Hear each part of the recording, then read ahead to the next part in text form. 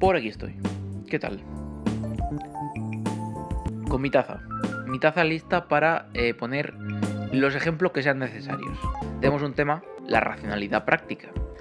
La razón, no diría yo aplicada, aunque también es un concepto que se puede escuchar en según qué lugares, lo de aplicar la razón a tal. Todo uso de la razón es un uso aplicado, incluso en la teoría, incluso en la teorización, porque si consideramos la razón como la capacidad para pensar críticamente, etcétera, etcétera, pues todo uso es aplicado a algo.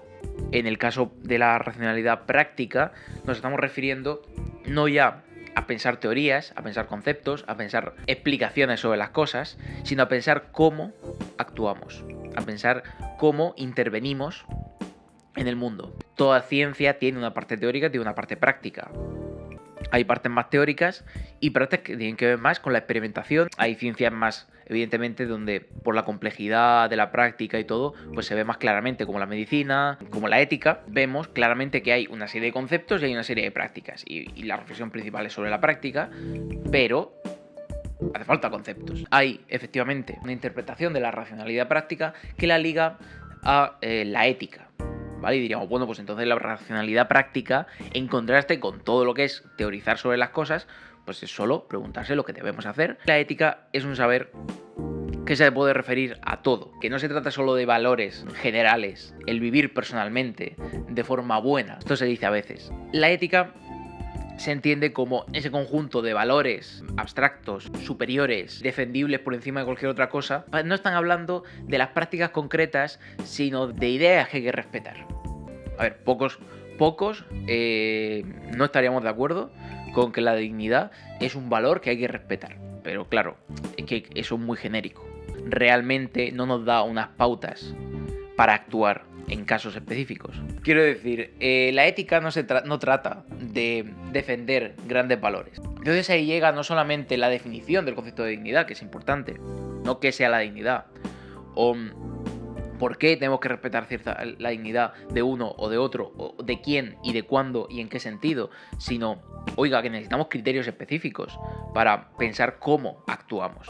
Ahí entra la racionalidad práctica y no solamente la ética, sino también podremos hablar de la gestión política, por ejemplo. La gestión política también es algo práctico y es algo racional, porque yo efectivamente no vamos a hablar de política en cuanto a debate y en cuanto a posicionamiento ideológico y todo esto, sino más a gestión de cosas, ¿vale? Yo tengo ahí a un señor que está en política gestionando las carreteras y tiene un dinero y tiene que invertirlo, pues también tiene que saber en qué se va a gastar el dinero, qué carreteras va a construir, cómo se tienen que construir, lo que cuesta mantener esas carreteras, etcétera, etcétera. Son una serie de conocimientos prácticos. O poníamos el ejemplo el otro día del técnico que repara algo, el mecánico. El mecánico puede ser pues un chaval que no ha estudiado nada de motores y no tiene ni puñetera idea de cómo funciona un coche, pero sabe que si tiene que cambiar una rueda, cómo la cambia y cómo hace tal, y sí, es un conocimiento práctico, podemos decir, más bien es una práctica, no es tanto un conocimiento. Yo tengo un taller mecánico y me traigo un chaval y le digo, mira, si viene un coche con la rueda pinchada, se la cambias. Le pasas esta llave a las tuercas de la rueda, quita esto y lo pones. Y el chaval, mediante el hábito de hacer eso, adquiere la práctica, pero no sabe nada, no está trabajando de manera racional. Es decir, la racionalidad práctica requiere que nosotros sepamos, pues, oiga, en qué momento, por ejemplo, que yo vea la rueda y sepa si esa rueda se puede arreglar, si le puedo poner un parche o si hay que cambiarla. Es decir, que yo pueda pensar un poco sobre lo que estoy haciendo, distinguir matices y buscar otras soluciones. Por cierto, hay otra interpretación de la racionalidad práctica, otro ámbito que se puede aplicar la racionalidad práctica que a mí me gusta, me resulta interesante. Si queréis un día pues podemos hablar más de esto. Si no recuerdo mal, es Horkheimer. Hay autores, sobre todo ya en el siglo XX, que reinterpretan la racionalidad buscando otras formas de razón que no sea la puramente teórica, la razón pura kantiana, sino implementar otras formas de pensamiento en función de la práctica. Y una de ellas es la razón instrumental. La razón instrumental se refiere a cómo usamos el mundo, a cómo pensamos el mundo a partir del uso de herramientas, de instrumentos. Por ejemplo, el usar una taza. Entonces, bueno, esos desarrollos son interesantes y rompen un poco con las tradiciones más recientes. Son tradiciones recientes, si nos vamos a la antigüedad, pues no existen tanto, no están tan demarcadas. Vamos a recuperar nuestra querida taza. Yo quiero estudiar qué son las tazas, los tordos. Da igual, ya me cogió la taza. Lo siento, Alexa, es que me gusta la taza. Pues tendré que trazar una metodología. ¿Y cómo trazo la metodología? Teorizar no. Quiero decir, sí, tengo que usar conceptos y teorías para entender cómo se hace una metodología, pero la metodología es algo práctico. En el método yo voy a irme a las grandes tiendas de tazas y voy a preguntar por las tazas más vendidas. Voy a comprar 50 tazas de cada una de las marcas y modelos más vendidos. Y voy a hacer pruebas, usar diferentes líquidos, voy a someterlas a diferentes circunstancias de temperatura, de presión, se la voy a dar a un niño a ver qué hace con ella. Estamos realizando una serie de acciones, posibilidades y deseos. Esto es muy clásico de la explicación sobre la ética, ¿vale? Posibilidades y deseos. ¿Por qué?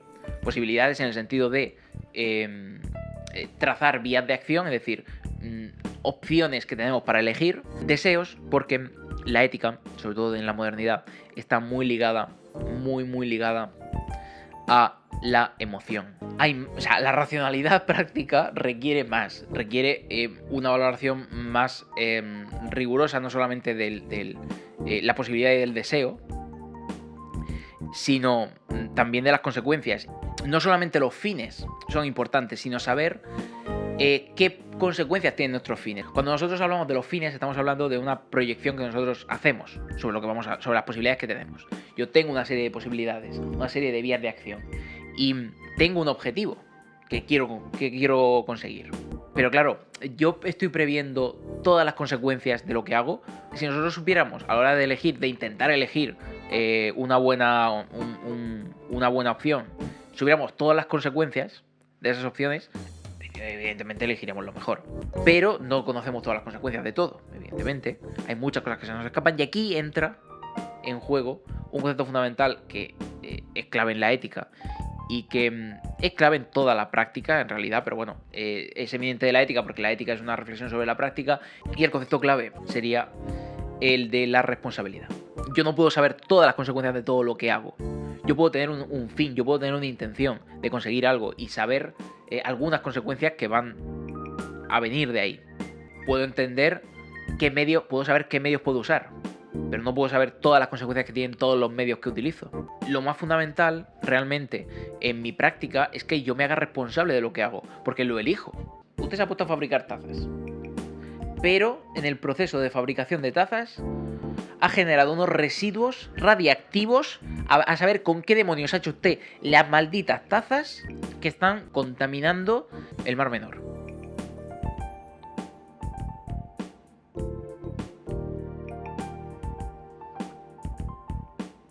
No digamos ya el estómago de la gente que bebe con esas tazas. Igual me tengo que hacer responsable de lo que he hecho, ¿no? No tanto porque yo supiera que lo que estaba haciendo iba a ser perjudicial. Que también, es decir, si lo sé o no lo sé, es importante. Sino porque incluso no sabiéndolo, yo soy responsable de lo que he hecho. Porque lo he hecho yo. Aunque yo no supiera, el desconocimiento no me exime de responsabilidades. En el caso, por ejemplo, de la ética de Schopenhauer, la responsabilidad es clave porque Schopenhauer limita la idea de libertad, haciendo ver que no tenemos prueba de que en un momento determinado yo puedo elegir libremente lo que quiera al margen de mi voluntad, pero cuando yo me doy cuenta de que algo que yo he hecho no tenía las consecuencias que yo creía que iba a tener, me hago responsable de esa elección y cambio mi forma de verla. Y ahí es donde observamos la libertad. En el cambio, a través de la responsabilidad y de los remordimientos. Lo cual en la racionalidad práctica es fundamental, quiero decir, porque ya no se trata solo de saber cómo hacer cosas, sino de reflexionar si las cosas que hemos hecho estaban bien hechas y pueden mejorarse y de qué manera. La ética es la cosa chunga que es complicada de entender. Sí, la ética es la cosa chunga. Buena definición. La ética es la cosa chunga que es complicada de entender. Me parece una definición maravillosa. Voy a tallar en piedra y le voy a poner aquí: la ética es la cosa chunga que es complicada de entender. Me parece una muy buena apreciación, Alexa.